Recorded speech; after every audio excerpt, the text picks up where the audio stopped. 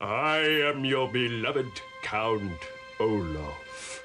I'm a Buddhist, I'm a Muslim, I'm a Christian, I'm whatever you want me to be. You know, it all comes down to the same thing. You're in a loving place or you're in an unloving place. If you're with me right now, we cannot be unhappy. It's not possible. It's not possible. Life doesn't happen to you, it happens for you. How do I know this? I don't, but I'm making sound, and that's the important thing. That's what I'm here to do.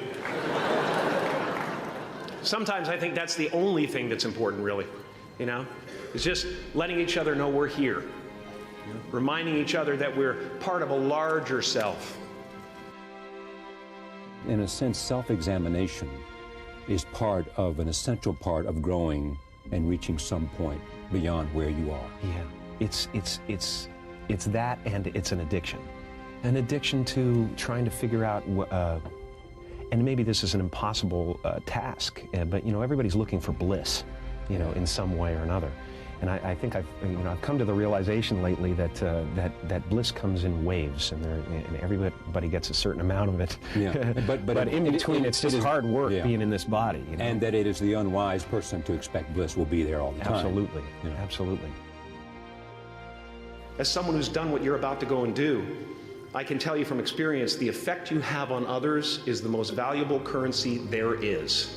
Because everything you gain in life will rot and fall apart, and all that will be left of you is what was in your heart. My choosing to free people from concern got me to the top of a mountain. Look where I am. Look what I get to do. I did something that made people present their best selves to me wherever I go. The only one I hadn't freed was myself, and that's when my search for identity deepened. I wondered who I'd be without my fame. Who would I be if I said things that people didn't want to hear? Clap. Or if I defied their expectations of me?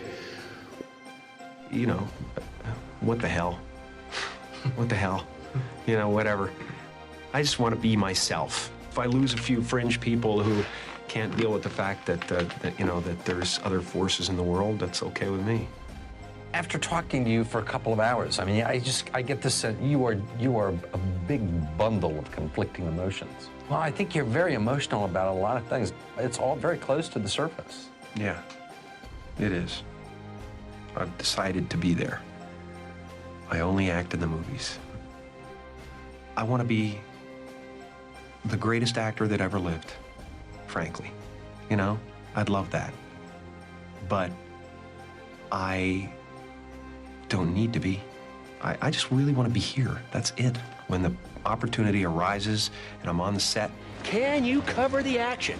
I'll be there tomorrow. Let's see what you... I'm not going to live it until I get there. Can you cover me? And when I get there, I'm going to have a great time. I'm going to walk in the set and I'm going to go, hey, humans, how you doing? You know, let's have fun. Stay right here, okay? Let's play in the sandbox. Woo! You know, and a lot of the characters I've done so far have been about duality, about what you show the world and what you really are. And so I've always been trying to reconcile the two.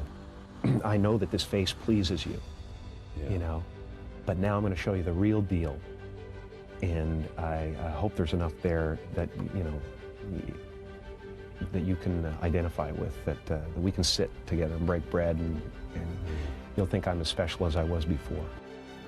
A few months ago, I woke up and I understood suddenly how thought is responsible for most of the suffering we experience. I suddenly felt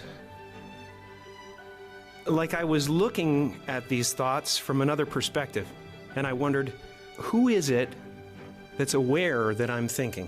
I was thrown into this expansive feeling of freedom from myself, from my problems.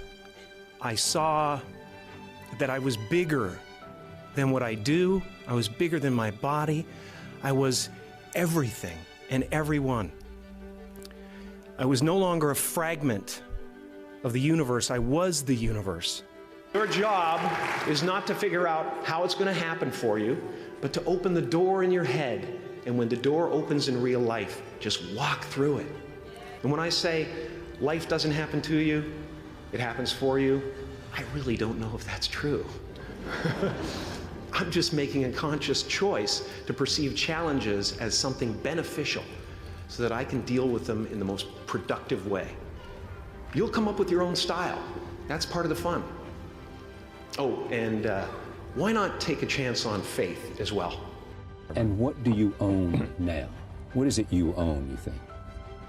I think I own my self-esteem. I own my, I guess, what I own when you think about it is my faith. Yeah. That's what I own. Not religion, but faith. Not hope, but faith. I don't believe in hope. Hope is a beggar. Hope walks through the fire and faith leaps over it. Countries and religions and I find it all so abstract. Why am I an American? Why am I Canadian? And by the way, you're a Catholic or you're a Jew or you're, whatever you are. It's like everything is abstract structures. What is that? What does that mean? Somebody put a line down and said, this is that. We're so much more. I've just given them up. I'm fine just floating through space, flying 6,000 miles an hour around the sun, balancing on tectonic plates, they're floating on lava, ready for the end times to occur and whatever the hell is gonna happen. I'm just great. You're on a spiritual journey, period. And we're all gonna end up in the same place, if there is such a thing. And maybe there isn't. Maybe there's just this and that's it. There's me in the teacup, that's it. There's us, we're the universe, man. I like that, that's fine. Now, fear is going to be a player in your life, but you get to decide how much. You can spend your whole life imagining ghosts, worrying about the pathway to the future. My father could have been a great comedian, but he didn't believe that that was possible for him. And so he made a conservative choice. Instead, he got a safe job as an accountant.